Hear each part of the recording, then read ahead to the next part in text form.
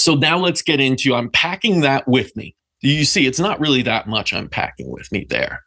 It's how am I preparing for the flight? The night before, I want to already be getting set if I am going to a different time zone to start to sleep closer to what that time zone is like.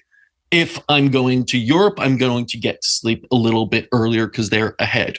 If I'm going somewhere else, let's say across to LA or California or anywhere there on the West Coast, I'm going to try and stay up just a little bit later. So I'm just moving my wake up time, my sleep and wake up time by a few hours, usually a few nights before, depending on how big that change will be.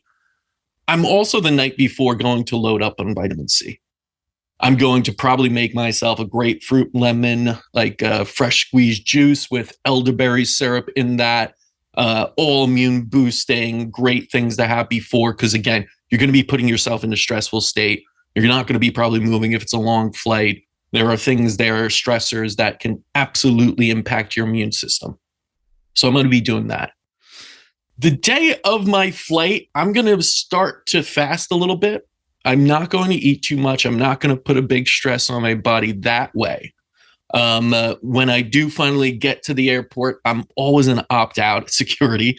This is one thing that troubles me a little bit. And why? Because it's a drop in the wrong bucket. And I will avoid drops in my wrong bucket any chance I get, meaning any type of toxicity, EMF exposure. I'm going to have a bunch already. I'm on a flight. Well, I know that's going to impact me.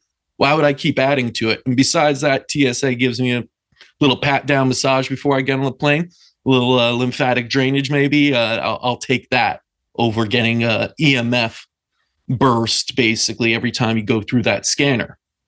So I'm an opt-out. I am also going to be hydrating quite a bit, usually mineral water. I understand the necessity if I'm going to be, again, stressing a little bit about this, going through getting on a flight, changing hours, changing time, total different destination, then I want to make sure that I do have my minerals up there. And one of the easiest way while hydrating is mineral water.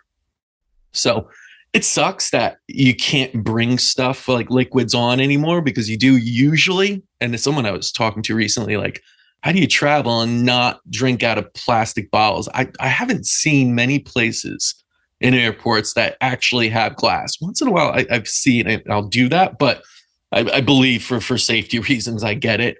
They want plastic, just easier. Broken glass could be a weapon, I guess. But on the flight itself, so I'm on there with my mineral water. Usually bring enough because I don't want much coming from the actual flight attendants and their food there and their options there. I will begin circadian rhythm fasting.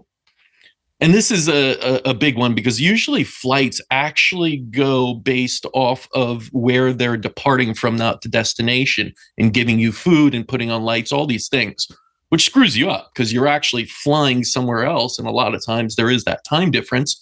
So you got to be on top of that. And for that, it's basically already setting your watch. I'd probably do this the night before, actually, or on the flight, setting your watch to the time of the destination and then eating around that or trying to fast as much as possible. I normally do not eat on planes.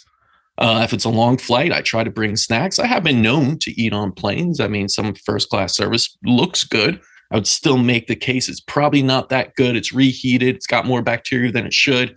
It's a risk, and it's probably low quality in some ways, even though it looks fancy.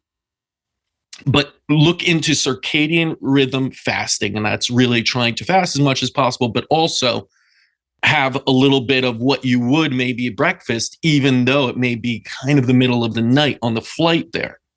So that's something I always look at. I am wearing blue blockers a lot of the time on the flight if I'm doing certain things. And I do use flights to be super productive, especially if it's daytime at the destination. I want to get my mind not into thinking it's still nighttime in New York City, I should be going to sleep. No, it's morning in Singapore. That's where I'm going. I am working as if it's morning in Singapore. Unfortunately, the opposite could happen where it's morning where you're leaving, but it's night somewhere else. They have the bright lights on. They have everything going. And, flights are normally not the healthiest places between the lights, the poor air quality, all that. it kind of sucks. So you got to bring your own stuff, bring the blue blockers with you, wear those, especially when it is near the evening or nighttime of where you are going to your destination. While you are traveling as well, one of the things, if you want to try and mitigate that EMF, wear some shungite. I always have my bracelets on me. I sometimes even bring a little bit more in my backpack for where I'm going. Do the U matrix as far as like cell phones, everything like that can protect you.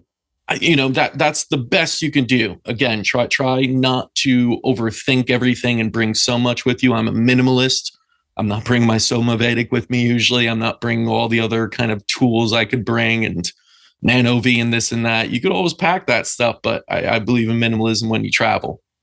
Now, once you land, this is kind of a big one. You want to, again, try and beat the jet lag.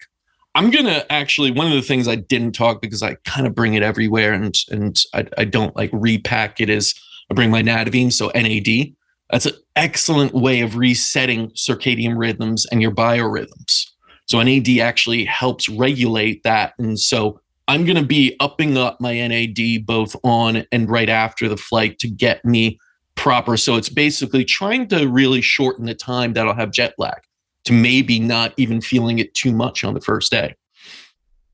And so that is probably one of the bigger jet lag hacks I have. Changing yours and always getting outside, grounding as much as possible after a flight, being in nature. One of the greatest ways I've always been able to reset is like schedule a hike or something right when I get there. It's almost like drop my stuff out and go on a hike with either someone or have that scheduled or have someone pick me up at a certain time so I can't really lay there because everyone knows you're going to be tired usually after a flight. You get to a new place, your body's a little off anyway. It's trying to regulate itself. If you take that nap then in the middle of the day, you're screwing yourself. That jet lag is going to last days. And that's the last thing you want. So it's a terrible feeling to be jet lag, sleep deprived, have that feeling of almost depression. You're on either a vacation or some kind of business trip where you got to go. That's the last thing you want.